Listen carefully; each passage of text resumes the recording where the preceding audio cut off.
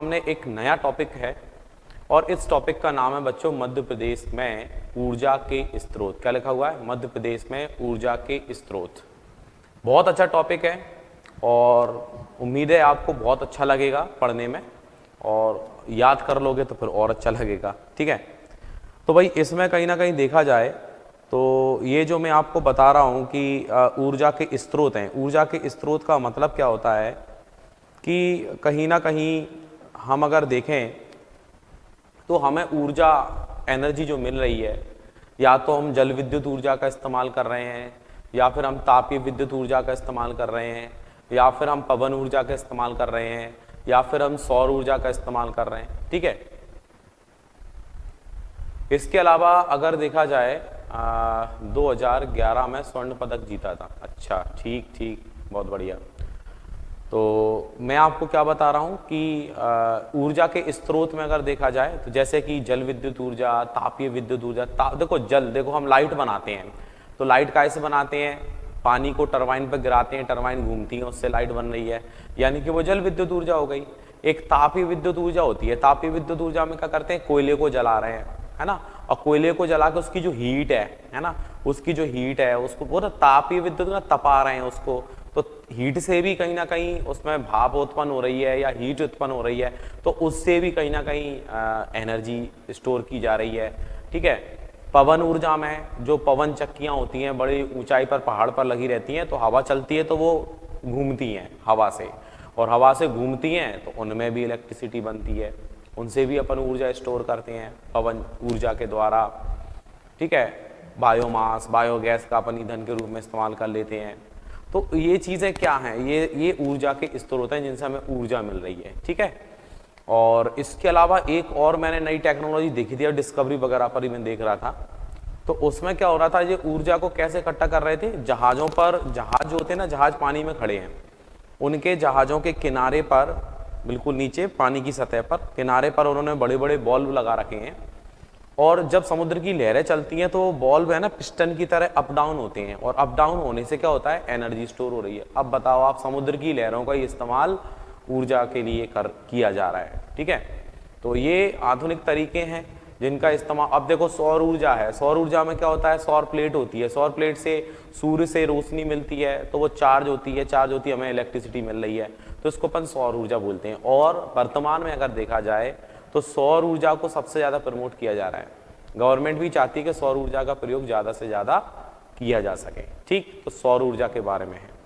दूसरा, अब देखते हैं, अपन पढ़ते हैं। सबसे पहले तो लिखा है बच्चों, ऊर्जा के दो स्रोत हैं, और ऊर्जा के दो स्रोत हैं तो वो कौन कौन से हैं? एक है पारंपरिक स्रोत और दूसरे हैं गैर पारंपरिक स्रोत। तो इसमें सबसे पहले तो परिभाषा समझना है, क्योंकि यहाँ से भी लगभग 2 क्वेश्चन हमने देखे पेपर के अंदर, 2 क्वेश्चन आ चुके हैं। अभी जो लेटेस्ट में बता रहा हूँ मैं आपको, कैसे आ चुके हैं, क्या पूछा जा चुका है, वो उसका मैं अभी बता दूंगा आपको, जब पढ़ोगे तो और अच्छा समझ में आएगा। पारंपरिक स्रोत और गैर पारंपरिक स्रोत होते हैं, पारंपरिक और गैर पारंपरिक। अब देखो पारंपरिक स्रोत की बात करें, पारंपरिक से देखो परंपरा समझ में आएंगी। अच्छा, इनकी परिभाषा मैं बता देता हूं। पारंपरिक स्रोत वे स्रोत होते हैं जो निकट भविष्य में समाप्त हो सकते हैं, और ये अनवीनीकरण होते हैं, यानी कि पुराने होते हैं। ठीक है, और गैर पारंपरिक स्रोत वे स्रोत होते हैं जो कई वर्षों तक पीढ़ी दर पीढ़ी चलते रहेंगे, और इनका समाप्त होने का कहीं ना कहीं देखा जाए तो एक अनलिमिटेड है और अधिक से अधिक समय लगेगा। जो निकट भविष्य में जल्दी समाप्त हो जाएं उसको बोलेंगे पारंपरिक स्रोत, और जो अधिक समय तक चलते रहें उसको बोलेंगे गैर पारंपरिक स्रोत। अब इसमें 2 शब्द और इस्तेमाल होते हैं कि जो पारंपरिक स्रोत होते हैं वो होते हैं अनवीनीकरण, और जो गैर पारंपरिक स्रोत होते हैं वो होते हैं नवीनीकरण। ठीक है, अनवीनीकरण और नवीनीकरण, नवीनीकरण का मतलब क्या होता है? नया। तो गैर पारंपरिक स्रोत कैसे हैं? नए हैं, और पारंपरिक स्रोत कैसे हैं? पुराने हैं।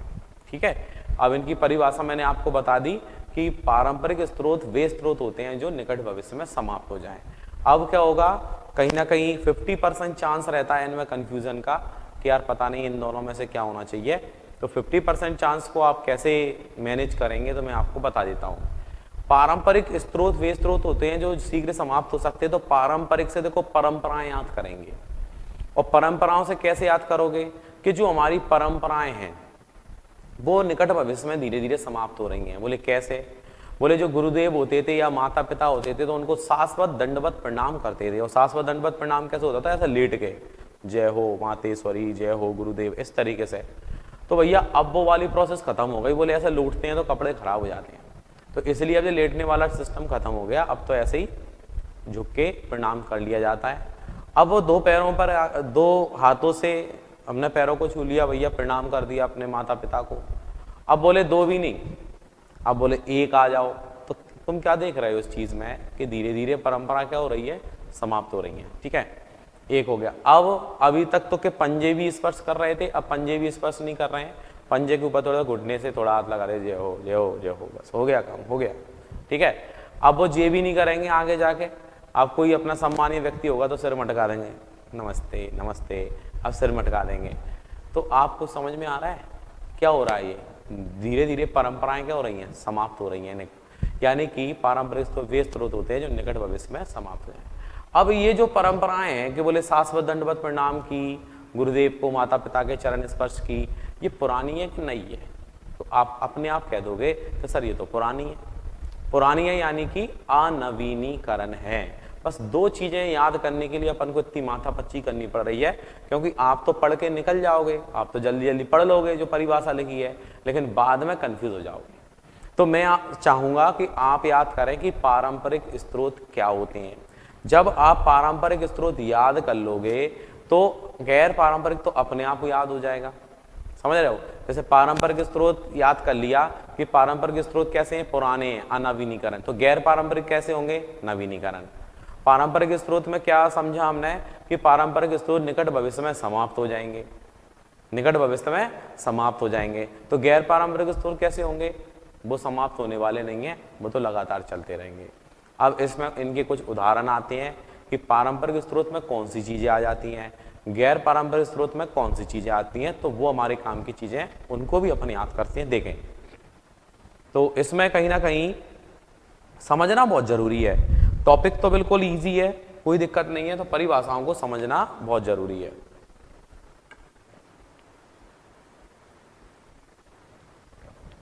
अब इसमें लिखा है कि पारंपरिक स्रोत ये वे स्रोत होते हैं जिनके सीमित भंडार हैं।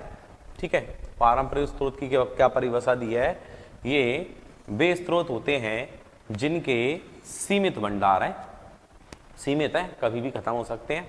ठीक है, जो निकट भविष्य में समाप्त हो सकते हैं, ये अनवीनीकरण स्रोत कहलाते हैं। ये परिभाषा समझा दी मैंने तुम्हें अच्छे से। ठीक है, अब बात आती है कि इसमें कौन कौन सी चीजें आती हैं। ठीक है, पारंपरिक स्रोत तो समझ में आ गए सर कि अनवीनीकरण होते हैं और निकट भविष्य में समाप्त हो सकते हैं क्योंकि इनके सीमित भंडार हैं।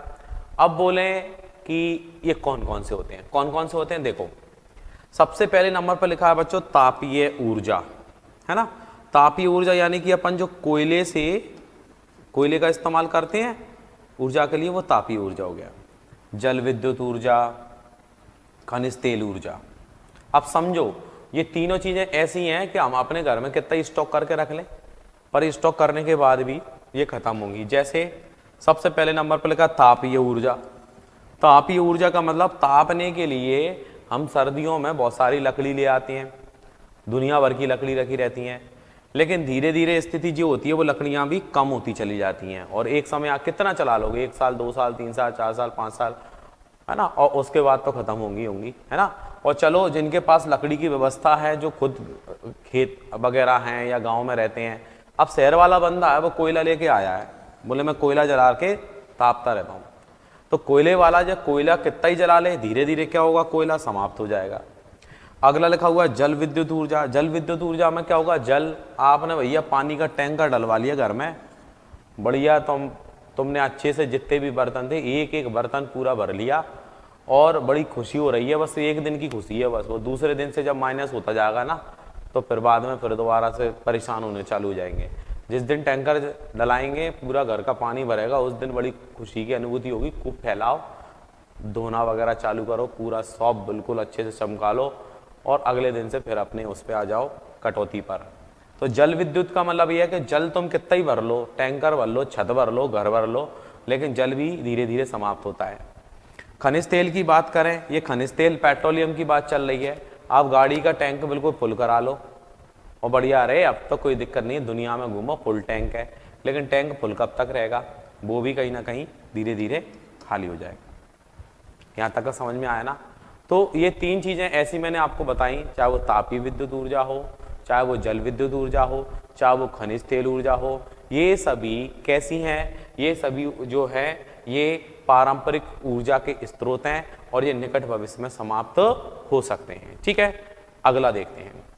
अब बचा गैर पारंपरिक। अब गैर पारंपरिक में क्या कहानी लिखी हुई है कि जो गैर पारंपरिक स्रोत, ये वे स्रोत होते हैं जिनका उपयोग हम सदी, क्योंकि वो निकट भविष्य में समाप्त हो जाएंगे और ये उसका जस्ट अपोजिट होगा, इनको अपन सदियों तक उपयोग कर सकेंगे। ठीक है, और भविष्य में अधिक समय तक चलेंगे, जैसे सौर ऊर्जा, पवन ऊर्जा, बायोमास, बायोगैस ऊर्जा आदि, ये नवीनीकरण श्रेणी के अंतर्गत आते हैं। ठीक है, अब हाँ, इसमें जैसे उदाहरण पे मैं बता दूं आपको एक और जगह कि जैसे ये सौर ऊर्जा लिखा हुआ है, ठीक है, सौर ऊर्जा, ये पेपर में क्वेश्चन आ चुका है।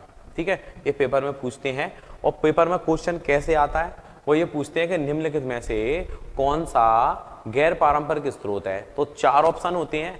अब इसमें 3 ऑप्शन तो वही हो गए आपके, तापीय विद्युत ऊर्जा, जल विद्युत ऊर्जा जो अभी अपन ने पढ़ा, खनिज तेल, और चौथे नंबर पे दे दिया उसने सौर ऊर्जा। अब स्टूडेंट दिमाग लगा रहा है गैर पारंपरिक क्या होता है, बोले गैर पारंपरिक, पारंपरिक यानी कि सूर्य तो हमें परंपराओं से रोशनी देते आ रहा है, तो सौर ऊर्जा तो होना नहीं चाहिए। बस यहीं पर स्टूडेंट तुक्का लगाता है, वो गलत कर देता है, उसका ये लॉजिक फेल हो जाता है यहाँ पर, है ना। तो सौर ऊर्जा पूछ लेता है, या सौर ऊर्जा कैसा स्रोत है, सौर ऊर्जा नवीनीकरण है या अनवीनीकरण है, मतलब गैर पारंपरिक स्रोत है कि पारंपरिक स्रोत है, इस तरीके से भी क्वेश्चन पूछा जा चुका है। तो कहने का मतलब क्या है, सौर ऊर्जा। अब तुम समझ सकते हो यार, सूर्य की अनुमानित आयु कितनी होगी, है ना। सूर्य की जो अनुमानित आयु की अपन बात करें तो करोड़ों में होगी, है ना, और करोड़ों में होगी तो स्वाभाविक है इतने समय तक ये चलेगा, है ना। तो अपन बोलेंगे क्योंकि लॉन्ग टाइम तक चलने वाली चीज है सौर ऊर्जा। फिर अगला लिखा हुआ है इसमें क्या, पवन ऊर्जा। पवन ऊर्जा है तो वायु चल रही है, टरबाइन घूम रही है, ये भी खत्म नहीं होनी, बहुत है अपने पास ऑक्सीजन। और जो आपका बायोमास है, बायोमास, ठीक है, भूपर्पटी पर सबसे अधिक मात्रा में पाए जाने वाला तत्व कौन सा है, ऑक्सीजन। ऑक्सीजन सबसे अधिक मात्रा में है भूपर्पटी पर। और बायोमास, बायोमास से देखो बायोगैस, बायोमास जो अपन कचरा वगैरह जला के जो भी इस्तेमाल कर रहे हैं, बायोगैस का भी इस्तेमाल कर रहे हैं। इसमें क्या है कि जैसे गोबर गैस वगैरह का इस्तेमाल कर दिया अपन ने, तो बायोमास, बायोगैस ऊर्जा, ये सब नवीनीकरण श्रेणी में आते हैं। और ऐसी चीज़ें हैं जो आधुनिकता से जुड़ी हुई हैं, और इसमें कहीं ना कहीं हमारी इलेक्ट्रिसिटी बचती है, और गवर्नमेंट भी सबसे ज़्यादा गैर पारंपरिक स्रोत को प्रमोट करने के लिए आगे आती है कि भैया आप इनका उपयोग ज़्यादा से ज़्यादा करें। ठीक है, अगला देखते हैं बच्चों। यहाँ तक का समझ में आ गया होगा, ये टॉपिक समझने वाला है।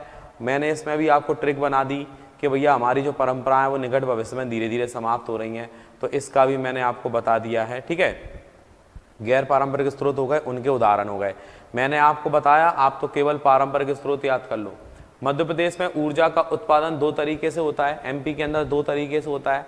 अब तुम कहोगे 2 तरीके से कौन, मतलब सबसे ज्यादा 2 तरीके से होता है, एक होता है जल विद्युत ऊर्जा और एक होता है तापीय विद्युत ऊर्जा।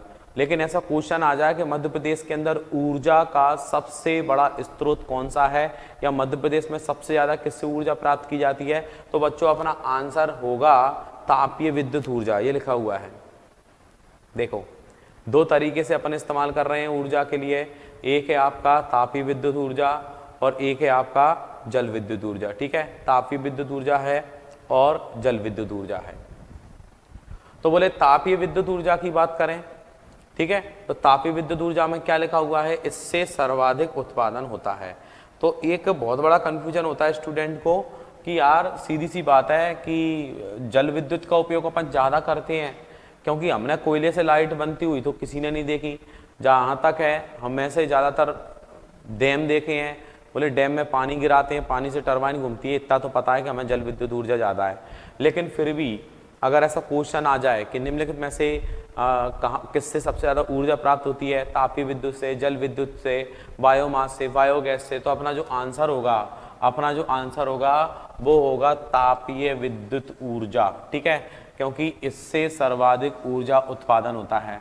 हो सकता है उसकी क्वांटिटी को देखा जाए, जैसे अपन जल प्रवाहित करके अपन देख रहे हैं 24 घंटे में हमें जल प्रवाहित करके इतनी ऊर्जा प्राप्त हुई है, हो सकता है उसे 24 घंटे में तापीय विद्युत ऊर्जा से उससे ज़्यादा ऊर्जा प्राप्त होती हो।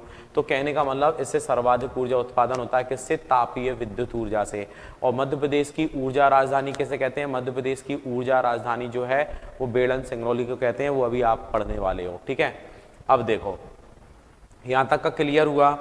अब क्या हुआ, उन्होंने कुछ तापीय विद्युत केंद्र बना दिए, मतलब जल विद्युत केंद्र बना दिए, तापीय विद्युत केंद्र बना दिए, यानी कि कुछ ऐसे प्रोजेक्ट लगा दिए हैं कि कुछ जगह पर उससे कोयले से लाइट बनाई जा रही है, कुछ जगह पर उधर क्या बोलते हैं जल विद्युत से लाइट बनाई जा रही है।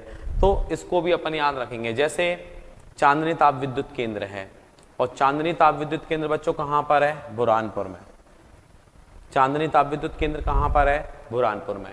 तो चांदनी ताप विद्युत केंद्र को अपन को बुरहानपुर याद रखना है, जगह याद रखना है, और फिर इसको पूरा पढ़ लेते हैं कि यहाँ की जो बिजली है, ठीक है, यहाँ की बिजली नेपानगर अखबारी कागज के कारखाने हेतु प्रयोग की जाती है। तो आपने एक उद्योग वाला टॉपिक पढ़ा था जो मैंने आपको कराया था, उद्योग वाले टॉपिक में आपने याद करा था कि नेपानगर में अखबारी कागज का कारखाना, बोले अखबारी कागज का कारखाना कहाँ पर है, अखबारी कागज का कारखाना नेपानगर में है। तो नेपानगर अखबारी कागज के कारखाने हेतु प्रयोग की जाती है। ठीक है, अब इसमें एक और बात ध्यान रखना कि तापीय विद्युत ऊर्जा का तो क्रम अपन आगे 2 4 5 ऐसे नाम पढ़ रहे हैं, याद कर रहे हैं, अच्छी बात है। लेकिन अगर ऐसा बोले कि मध्य प्रदेश का सबसे पहला तापीय विद्युत केंद्र कौन सा है, तो बेटा एक होता है बड़ा और एक होता है पहला। तो पहला तापीय विद्युत केंद्र मध्य प्रदेश का जो है वो चांदनी ताप विद्युत केंद्र है, जो मध्य प्रदेश का पहला। ठीक है, क्योंकि इसको हम पहले नंबर पर ही पढ़ रहे हैं, शुरुआत में ही पढ़ रहे हैं, तो इससे भी याद हो जाएगा कि चांदनी ताप विद्युत केंद्र मध्य प्रदेश का सबसे पहला विद्युत केंद्र है। ठीक, लेकिन अगर मैं बात करूं कि मध्य प्रदेश का सबसे बड़ा विद्युत केंद्र कौन सा है, तो सबसे बड़ा है विंध्याचल ताप विद्युत केंद्र। मध्य प्रदेश का सबसे बड़ा तापीय विद्युत केंद्र है, और सिंपल है, वा से विंध्याचल है और वा से ये बड़ा। ठीक है, तो 2 तरह के क्वेश्चन आपको मिल गए। तो मध्य प्रदेश का सबसे पहला तापीय विद्युत केंद्र कौन सा है, तो मध्य प्रदेश का सबसे पहला तापीय विद्युत केंद्र जो है वो चांदनी ताप विद्युत केंद्र है। और अगर बोले मध्य प्रदेश का सबसे बड़ा ताप विद्युत केंद्र कौन सा है, तो मध्य प्रदेश का सबसे बड़ा ताप विद्युत केंद्र जो है वो विंध्याचल ताप विद्युत केंद्र है। कौन सा है, विंध्याचल ताप विद्युत केंद्र। यहाँ तक की कहानी समझ में आ गई होगी आपको, कोई दिक्कत नहीं है। ठीक है, तो आगे बढ़ते हैं। चांदनी ताप विद्युत केंद्र पर नेपानगर अखबारी कागज का कारखाना जो है वो कहाँ पर है, बुरहानपुर है, ये आप पढ़ चुके हो। ठीक है, इसके अलावा अगर देखा जाए तो इसमें जैसे बुरहानपुर लिखा हुआ है और क्या लिखा हुआ है, चांदनी लिखा हुआ है। तो चांदनी को चांदी याद करेंगे। ठीक है, बुरहानपुर को बुरा याद करेंगे, अच्छा याद नहीं करेंगे। सोचे एक व्यक्ति है, उनके पास बहुत सारी चांदी है। ठीक है, उनके पास बहुत सारी चांदी है, और इसमें एक व्यक्ति है, उनके पास चांदी है, तो उनका जो बेटा है उनसे चांदी मांग रहा है कि पिताजी तुम तो ऊपर जाने वाले हो, तुम कितने दिन तुम्हारी जिंदगी है, तुम यार हमें दे दो, हम बिजनेस में लगा देंगे वो चांदी को। लेकिन पिताजी चांदी नहीं दे रहे, चांदी का मतलब यह है चांदी नहीं दे रहे। और चांदी नहीं दे रहे तो उनका जो बेटा है उनसे अच्छे बोलेगा कि बुरा बोलेगा, बोले बुरा बोलेगा। उनका जो बेटा उनसे बुरा भला बोल रहा है। क्यों बोल रहा है बुरा बोल रहा है, वो इसलिए बोल रहा है क्योंकि वो उसको चांदी नहीं दे रहे हैं, उनके पास बहुत सारी चांदी है। तो अगर आप ये भूल भी जाओ कि चांदनी ताप विद्युत केंद्र कहाँ पर है, तो लॉजिक लग जाएगा। बोले चांदनी क्या, यानी सर ने बताया चांदनी यानी चांदी बताई थी, और चांदी नहीं दी, चांदनी यानी चांदी नहीं दी, तो उसको कैसा लगा, बोले बुरा लगा, यानी कि बुरहानपुर अपन को चांदनी ताप विद्युत केंद्र याद रखना है। और यहाँ की बिजली नेपानगर अखबारी कागज के कारखाने के लिए प्रयोग की जाती है, वो भी पढ़ चुके हो। अब अगला लिखा हुआ है बच्चों विंध्याचल ताप विद्युत केंद्र। विंध्याचल ताप विद्युत केंद्र कहाँ पर है, बेड़न सिंगरौली में है। ठीक है, विंध्याचल ताप विद्युत केंद्र वा से विंध्याचल, वा से बेड़न, वा से बड़ा। ठीक है, विंध्याचल ताप विद्युत केंद्र जो है बेड़न सिंगरौली में है और बेड़न सिंगरौली को मध्य प्रदेश की ऊर्जा राजधानी कहा जाता है। अगर ऐसा क्वेश्चन करते हैं कि मध्य प्रदेश की ऊर्जा राजधानी किसे कहेंगे, तो मध्य प्रदेश की ऊर्जा राजधानी जो है वो बेड़न सिंगरौली को कहते हैं और यह मध्य प्रदेश का सर्वाधिक उत्पादन करने वाला केंद्र है और यह पूर्व सोवियत संघ के सहयोग से बना है। यह पूर्व सोवियत संघ बोलते हैं बच्चों रूस को, तो पूर्व सोवियत संघ के सहयोग से बना है। ठीक है, और यहाँ का जो शिलान्यास किया गया था वो 1982 में 1982 में किया गया था। 1982 में यहाँ का शिलान्यास किया गया था, तो ये भी अपन याद रख सकते हैं, कोई दिक्कत वाली बात नहीं है। ठीक है, तो कहने का मतलब यह है कि दो पड़े, एक चांदनी ताप विद्युत केंद्र पड़ा, एक विंध्याचल ताप विद्युत केंद्र पड़ा। तो विंध्याचल ताप विद्युत केंद्र जो है, विंध्याचल ताप विद्युत केंद्र कहाँ पर है? विंध्याचल ताप विद्युत केंद्र वेड़न सिंगरौली में है। वेड़न सिंगरौली को मध्य प्रदेश की ऊर्जा राजधानी कहते हैं और विंध्याचल ताप विद्युत केंद्र मध्य प्रदेश का सबसे बड़ा तापीय विद्युत केंद्र है। ठीक है, याद रखेंगे। अगला देखते हैं, अमरकंटक ताप विद्युत केंद्र है। ठीक है, अमर, देखो इसका भी बहुत अच्छा लॉजिक है। अपन हर एक चीज में कनेक्टिविटी इसलिए रखते हैं कि वो अपन को ज्यादा समय तक याद रहे, पढ़ के आगे निकल जाओगे कंफ्यूज हो जाओगे। तीसरे नंबर पर पढ़ रहे हैं अपन बच्चों अमरकंटक ताप विद्युत केंद्र, और अमरकंटक ताप विद्युत केंद्र कहाँ पर है? सुहागपुर शहडोल। कहाँ पर है? सुहागपुर शहडोल। ये सुहागपुर शहडोल एक ऐसी जगह है जहां पर रिलायंस कंपनी को मीथेन के भंडार प्राप्त हुए थे। मीथेन के, काय के? मीथेन के। तो बोलते हैं मीथेन के भंडार मिले, किसको मिले? मीथेन के जो भंडार हैं वो मिले थे। ठीक है, रिलायंस कंपनी को। कहाँ पर मिले थे? सुहागपुर शहडोल में। तो बोलते हैं कोयले का बड़ा क्षेत्र है, जो अपन कोयले खनिज वगैरह में अपन ने पढ़ा था, तो उससे भी अपन को याद रखना है। ठीक है, तो इसमें अगर देखा जाए तो अमरकंटक ताप विद्युत केंद्र सुहागपुर शहडोल में है और यहाँ पर कोयला सुहागपुर से आता है। भैया कहाँ से आता है? सुहागपुर से आता है। तो स्वाभाविक है अमरकंटक ताप विद्युत केंद्र की अपन बात करें तो अमरकंटक ताप विद्युत केंद्र जो है वो सुहागपुर शहडोल में है। अब सुहागपुर शहडोल देखो, सुहाग से याद आएगा। ठीक है, और अमर, देखो कुछ समझ में आ जाएगा तुम्हें कि भैया सुहाग अमर रहे, है ना। तो बोले कुछ महिलाएं हैं वो करवा चौथ का व्रत रखती हैं, और करवा चौथ का व्रत क्यों रखती हैं? कि उनका जो सुहाग है ना वो अमर रहे, है ना, उनका सुहाग अमर रहे। तो इस तरीके से अपन इसको कनेक्ट करके याद कर लेंगे, कोई दिक्कत नहीं है। और सुहागपुर अगर याद है तो सुहागपुर का संबंध कहाँ से बच्चों? शहडोल से है। ठीक है, सुहागपुर शहडोल में है और यहाँ पर कोयला सुहागपुर से आता है। ठीक है, अगला लिखा हुआ है संजय ताप विद्युत केंद्र। संजय गांधी ताप विद्युत केंद्र है और संजय गांधी ताप विद्युत केंद्र कहाँ पर है बच्चों? बीर सिंहपुर उमरिया। तो अपन क्या करेंगे, इस संजय गांधी को याद रखेंगे। बोले जो संजय गांधी जो थे वो वीर सिंहपुर थे, बहुत वीर पुरुष थे, बहुत पावरफुल या बहुत ईमानदार व्यक्ति थे, जो गरीबों की मदद करते थे, चाहे वो नहीं हो, लेकिन याद करेंगे। वीर सिंहपुर यानी वीर पुरुष की भांति पूरी उमरिया रहे, या संजय गांधी में गांधी शब्द लिखा हुआ है और गांधी जो है एक वीर पुरुष की भांति पूरी उमरिया रहे और आंदोलन में भाग लेते रहे और अपने देश के लिए एक वीर पुरुष की तरह लड़ते रहे। ठीक है, तो संजय गांधी अपन को याद रखना है कि संजय गांधी ताप विद्युत केंद्र कहाँ पर है। तो संजय गांधी ताप विद्युत केंद्र की बात करेंगे तो संजय गांधी ताप विद्युत केंद्र बीर सिंहपुर उमरिया में है और यहाँ पर जो कोयला है वो जोहिला घाटी से आता है। कहाँ से आता है? जोहिला घाटी से। ठीक है, हमने उत्तर भारत और मध्य भारत क्षेत्र पढ़े थे, तो मध्य भारत क्षेत्र में कोयले में हमने 2-3 जगह पढ़ ली थी कोयले में। एक हमने सिंगरौली पढ़ा था, एक सुहागपुर पढ़ा था और एक हमने ये जोहिला घाटी पढ़ा था। उसके अलावा उसके फिर बाद में जो एक और था उसमें कृष्णन घाटी वगैरह ये सब पढ़ा था। मैंने बोला था ये तीनों पढ़ लेना, ये बहुत इंपॉर्टेंट है, तो 3 मैंने आपको बताए थे। इसके अलावा अगर देखा जाए पेंच ताप विद्युत केंद्र, पेंच ताप विद्युत केंद्र बच्चों कहाँ पर है? छिंदवाड़ा में। तो भैया पेंच ताप विद्युत केंद्र है, पेंच है तो पेंच राष्ट्रीय उद्यान, और पेंच राष्ट्रीय उद्यान कहाँ याद करा था आपने? छिंदवाड़ा में।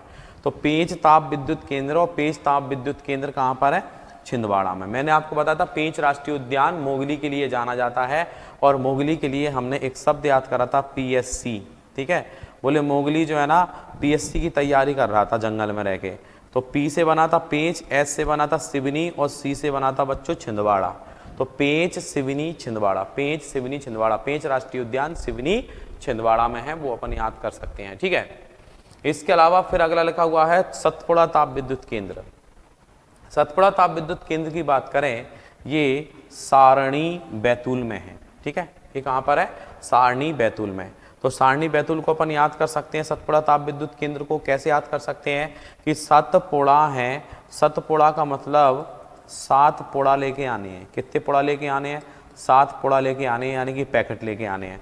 और 7 पुड़ा काय काय के लेके आने हैं, तो उसकी हमारे पास क्या है बच्चों? सारणी है। सारणी का मतलब क्या है? उसकी हमारे पास लिस्ट है, ठीक है। और उस लिस्ट को हमने दुकानदार के पास, दुकानदार को दे दी। वो लिस्ट जो सारणी थी वो दुकानदार को दे दी। उससे कभी भाई साहब ये सामान निकालो, ये 7 पुड़े निकालो, और हम स्टूल पर बैठ के इंतजार करने लगे। तो उसका जो नौकर था वो दुकान में से सामान निकाल रहा था, और हम स्टूल पर बैठ के वेट कर रहे थे, इंतजार कर रहे थे कि अब सामान निकलेगा, पैक होगा, फिर हम उस सामान को ले जाएंगे। तो इसमें कहीं ना कहीं जो बैतूल है, बैतूल शब्द भी याद रहे, सतपुड़ा ताप विद्युत केंद्र है जो सारणी बैतूल में है। कहाँ पर है बच्चों? सारणी बैतूल में है। तो सा से सतपुड़ा, सा से सारणी, और बैतूल अपन को याद रखना है। सबसे पहला चांदनी ताप विद्युत केंद्र पढ़ा था, तो चांदनी ताप विद्युत केंद्र कहाँ पर है? बुरहानपुर। दूसरे नंबर पर हमने विंध्याचल ताप विद्युत केंद्र पढ़ा। विंध्याचल ताप विद्युत केंद्र कहाँ पर है? बेड़न सिंगरौली में। तीसरे नंबर पर हमने अमरकंटक ताप विद्युत केंद्र पढ़ा था। अमरकंटक यानी अमर रहे, कौन रहे? बोले सुहाग अमर रहे, ऐसे महिलाएं व्रत करती हैं, तो सुहागपुर शहडोल हमने याद करा था। चौथे नंबर पर संजय गांधी ताप विद्युत केंद्र पढ़ा है, और संजय गांधी से गांधी याद आते हैं, और गांधी वीर पुरुष की भांति पूरी उमरिया अंग्रेजों से लड़ते रहे। तो संजय गांधी ताप विद्युत केंद्र कहाँ पर है? वीर सिंहपुर उमरिया। पेंच ताप विद्युत केंद्र की बात करें तो पेंच से याद आता है कि पेंच से पीएससी याद आता है। पेंच में मोगली था, तो पेंच सिवनी छिंदवाड़ा, यानी पेंच ताप विद्युत केंद्र जो है वो कहाँ पर है? छिंदवाड़ा में है, ठीक है। इसके अलावा अगर देखा जाए, यहां तक का आपका क्लियर हुआ। फिर लिखा हुआ है जबलपुर ताप विद्युत केंद्र।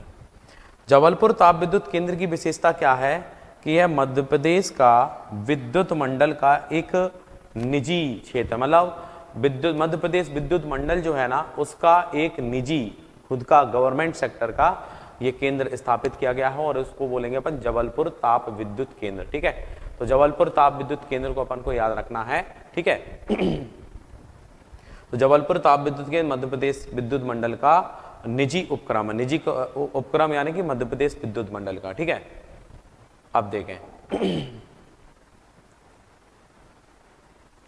अगला लिखा हुआ है जल विद्युत ऊर्जा।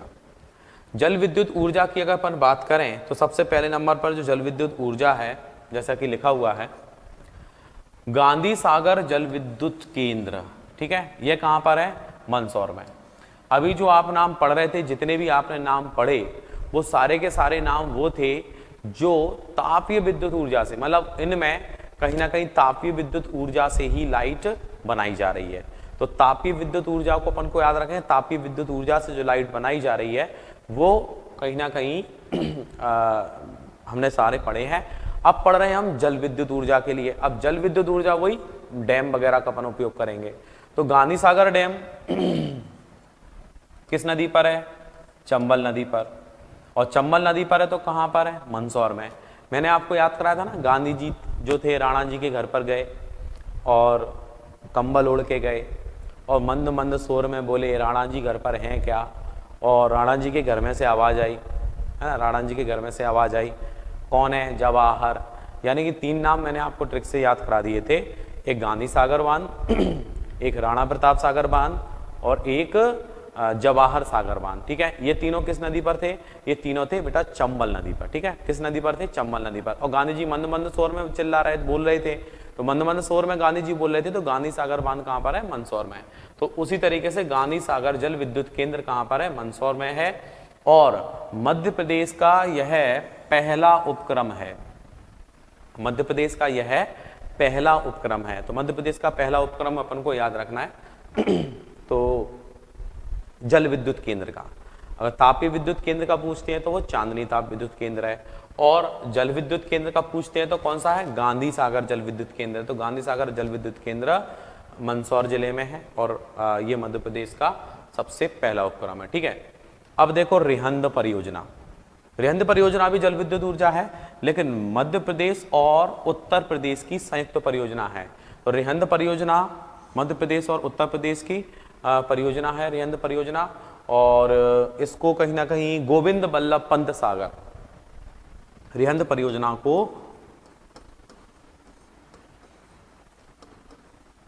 गोविंद बल्लभ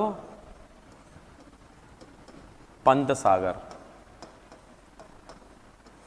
के नाम से जाना जाता है।